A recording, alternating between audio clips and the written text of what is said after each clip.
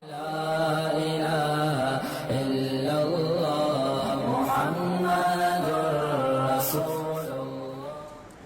دیکھیں نا، مذہب کے ان چیزوں کو فالو کیا جاتا ہے جن کا تعلق انٹرٹینمنٹ سے ہے. مذہب کے نام پہ قوالیاں ہو رہی ہیں، ناچ رہے ہیں، ڈھم ڈھم. نبی کی محبت میں کیا کر رہے ہیں؟ آپ مزاروں میں جا کے دیکھیں، قوال بیٹھا ہوگا منہ میں پان رکھ کے، بڑے بڑے سے بال ہوں گے، اور وہ جھوم رہا ہوگا ڈھم ڈھماڈم ڈھم ڈھمام، ادھر ناچ گانے چل رہے ہوں گے. گناہ بھی ہو رہا ہے اور لیبل کیا لگایا جا رہا ہے؟ نبی کی. بولو بھائی. تو یہ بھی دین کو کھیل، اور اس کے لیے پیغمبروں کو اللہ نے بھیجا ہے. ان چرسیوں کے لیے بھیجا اللہ نے پیغمبروں کو، ان چیزوں کو پروموٹ. بھنگ پی کے اور چرس پی کے لگے ہوئے ہیں سارے، اور دھمال آ رہا ہے. وہ دیکھا ہوگا آپ نے یوٹیوب پہ کرنٹ والے بابا، وہ پڑھ رہے ہیں، کوئی بندہ آتا ہے اس کو یوں لگایا، وہ گھومتا ہے. یہ کون سا بابا ہے بھائی؟ کیا پیغمبروں کی تعلیمات ان حماقتوں کے لیے تھیں؟ ان ناچنے والے لوگوں کے لیے ہیں. یہ چیزیں پیغمبر پروموٹ کر کے گئے ہیں دنیا میں. اللہ نے اس کے لیے پیغمبروں پہ پتھراؤ ہوا ہے، ان کے خون جوتوں سے بھرے ہیں. وہ اس چیز کے لیے ہوا ہے یہ سب کچھ. فلانے بابا وہ آ رہا ہے تو کرنٹ لگ رہا ہے، وہ بابے آ کے سرتے، وہ بابا کا ہاتھ چومتے ہیں تو وہ کلا بازیاں کھاتا ہے. سب کو چترول لگاؤ ایک دفعہ تمیز سے، سب سیٹ ہو جائیں گے. مزاروں پہ جا کے دیکھو، دیگوں پہ دیگیں، لنگروں پہ لنگر، اور قوالیاں چل رہی ہیں، اور بے پردہ عورتیں بھی آ رہی ہیں، اور وہ جن چڑیل، کوئی جن اتارنے مزار پہ جا رہا ہے، کوئی بھوت. اور جتنے لوگ مزاروں پہ جاتے ہیں انہی پہ جن چڑیل بھوت چمٹتے ہیں. ایک صاحب مجھے کہنے لگے، میں جب جن چڑھتا ہے تو میں مزار پہ جاتا ہوں، جن اتر جاتا ہے. میں نے کہا تم پہ چڑھتا ہی اس لیے ہے کہ اس کو پتا ہے کہ یہ کہاں جائے گا؟ مزار پہ، اور وہ وقتی طور پر اتر جاتا ہے. میں نے کہا یہ بابا نہیں اتار رہے جن. کہہ رہے کیوں؟ بلکہ ایک صاحب کا تو فون آیا، ان کو فالج ہوا تھا بیچاروں کو، اللہ ان کو شفا عطا فرمائے. آدھا دھڑ ان کا مفلوج، علاج کر کر کے تھک گئے. تو ان کو کسی نے کہا بتایا کہ فلاں مزار پہ جانا تو وہ وہاں سے تمہارا دھڑ ٹھیک ہو جائے گا. میں نے کہا دیکھو، وہ جو بھی بابا تھے، جو بھی نیک آدمی ہوں گے، اللہ ان کی مغفرت فرمائے، جب ان کا انتقال ہوا تھا تو ان کے دونوں دھڑ کیا ہو گئے تھے؟ مفلوج. انتقال میں یہی ہوتا ہے نا ادھر کا دھڑ کام کر رہے ہیں نہ ادھر کا. میں نے کہا پھر ان کو غسل دیا گیا، ان کے کپڑے اتارے گئے، ان کو ادھر لٹایا، یوں کرایا، تو وہ ان کا ایک دھڑ کیا، ایک انگلی بھی کام ہے بھائی. تو جس بیچارے کے دونوں دھڑ کام نہ کر رہے ہوں، چاہے وہ کتنا بڑا بزرگ ہو، وہ آدھے دھڑ والے کو ٹھیک. بولو بھائی، اگر ان میں یہ ٹھیک کرنے کی طاقت ہوتی تو سب سے پہلے اپنا کم از کم آدھا دھڑ تو ٹھیک کرتے نا. کمال ہے جس کا آدھا دھڑ خراب ہے، وہ ایسے کے پاس جا رہے جس کے دونوں دھڑ کام. دھڑ سمجھتے ہیں نا آدھا پورشن جس باڈی کا. تو ان کی سمجھ میں آیا، الحمدللہ وہ حاجات پوری کروانے کے لیے مزار نہیں ہیں، اس کے لیے مسجدیں ہیں، اللہ کے گھر ہیں.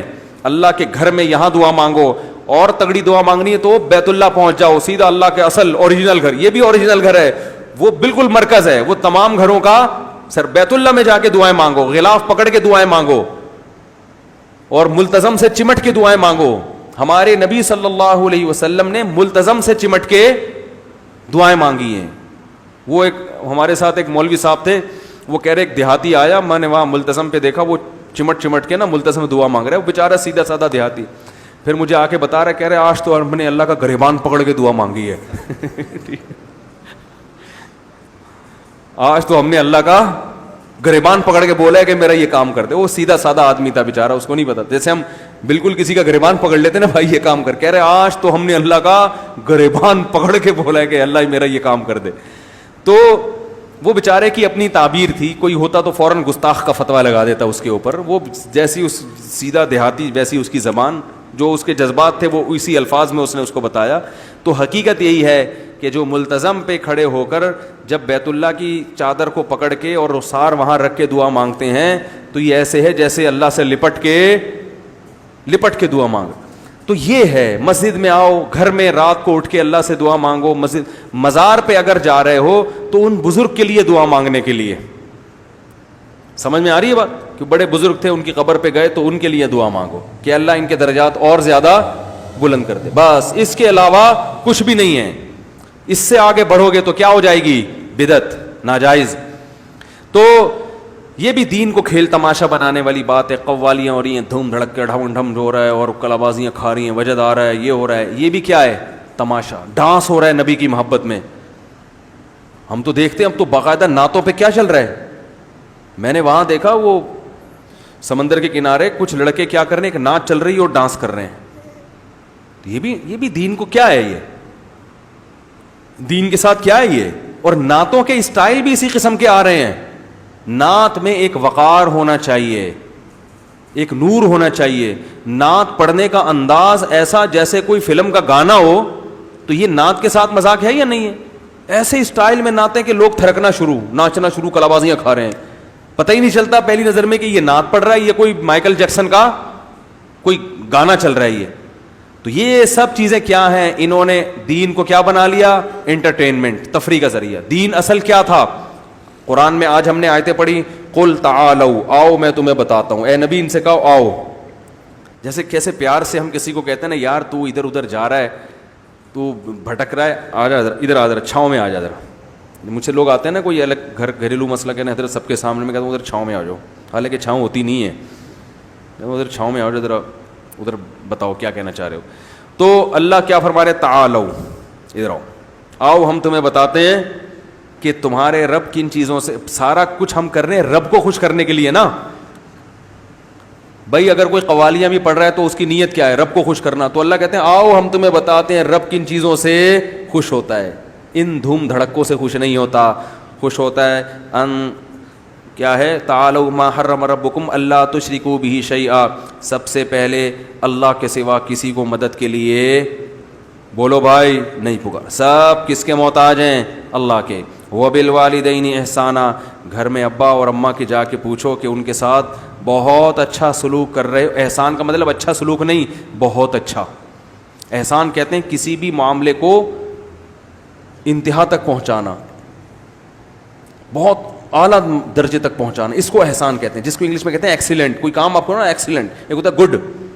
گڈ کا مطلب اچھا کیا آپ نے, ایکسیلنٹ کا مطلب ہٹو بچوں. تو ماں باپ کے ساتھ ایسا سلوک ہو کہ والدین کہیں بھائی بول لو نا ہٹو بچوں, یہ ہمارا بچہ ایسا ہے, بچوں باقی سارے ہٹو. یہ ہے کیا؟ احسان. وبالوالدین احسانا ولا تقتلوا اولادکم من املاق. ہر وقت غربت غربت غربت, پیسے نہیں ہیں اور بچے کھا جائیں گے, بچے نہ ہو. اللہ فرماتے ہیں نا نا نا نا, بچوں کو قتل ماں کے پیٹ میں بھی ضائع نہ کرو, پیدا ہونے کے بعد بھی ضائع نہ کرو.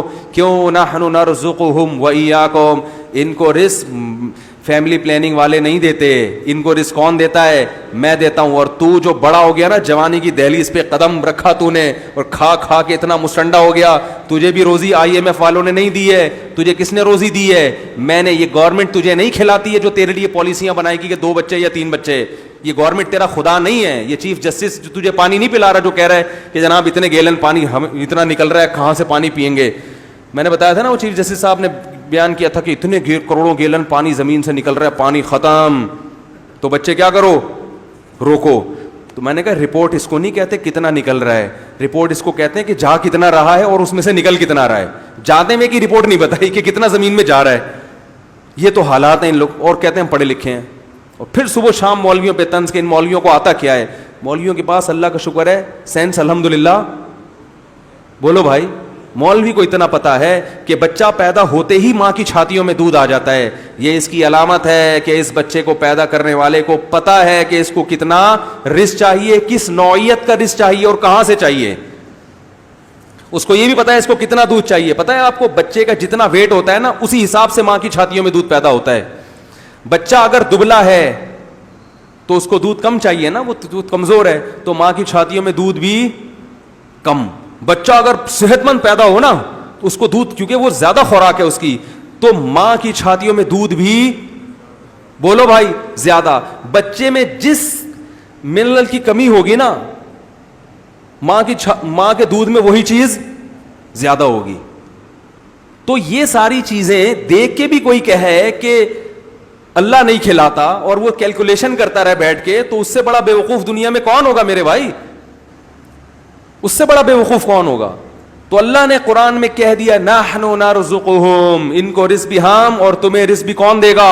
ہم دیں گے. لہذا اس نیت سے نہ آپ کو نسل روکنے کی اجازت اور نہ ماں کے پیٹ میں حمل ضائع کرنے کی اجازت. اگر کوئی ایسا کرتا ہے سارا دن بیٹھ کے نعتیں پڑھتا رہے, میلاد شریف کی محفلیں مناتا رہے, قوالیاں کرتا رہے, تو میرے بھائی اس کا جنت میں جانا, بولو نا,